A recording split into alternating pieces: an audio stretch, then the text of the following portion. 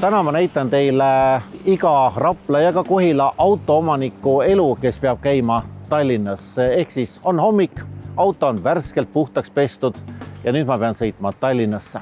50 kilomeetrit Raplast Tallinna või 30 kilomeetrit Kohilast Tallinna. Teine sama pikk tee tagasi. Ehitus käib 10 kilomeetrite pikkuses. Mõjutatud on ka Tallinnas autoga käivad Saue, Kiisa, Tagadi kandi inimesed, ka Raplast Järvakandi poole elavad inimesed. Ehituse ja karjääri vahel sõitvad masinad toovad ratastega Pori maanteedele. Õhtuks on auto selline, nagu poleks tükk aega pesu näinudki. Ehitajaid on mitmeid, enamasti on selleks Verston. Meie enda poolt oleme siis igapäevaselt kasutanud harjasi, võin nii palju öelda, et Raplamaal 3 trassil, kus meil tööd käivad, siis kokku on meil 12 teeharja. Igal objektil siis, kus mingisugused pori või mustus peaks tekkima, siis harjad on pidevalt intensiivselt väikestel lõikudel väljas ja tegelevad selle puhastusega. Ja samuti oleme siis kasutanud erinevaid pesemisvõimaluse, nii pesuvanne kui ka survepesureid karjääris. See aasta on olnud väga märg aasta ja seetõttu on ka ehitustegevus, mis me teeme, suurema mõjuga, kui me oleksime lootnud.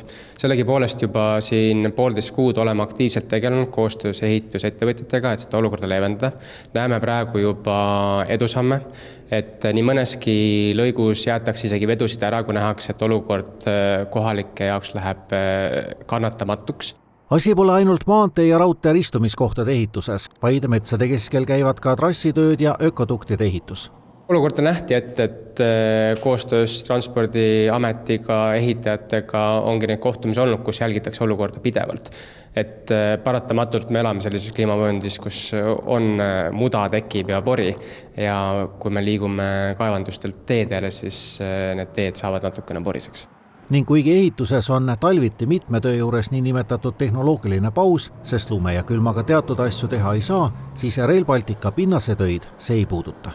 Tööd on sellised, et me talveks neid seisma ei jäta, et need tööd kestavad edasi. Aga omalt poolt siis panustame, et teed saaks võimalikult puhtad ja et liiklejad saaksid liigelda, kuid peab nentima, et oleks siis vaja liiklejatelt ka mõistvat suhtumist, sest ehitustööde ajal kahjuks on need ajutised ebamugavused. Kurjad kirjad ja telefonikõned olevat igapäevased.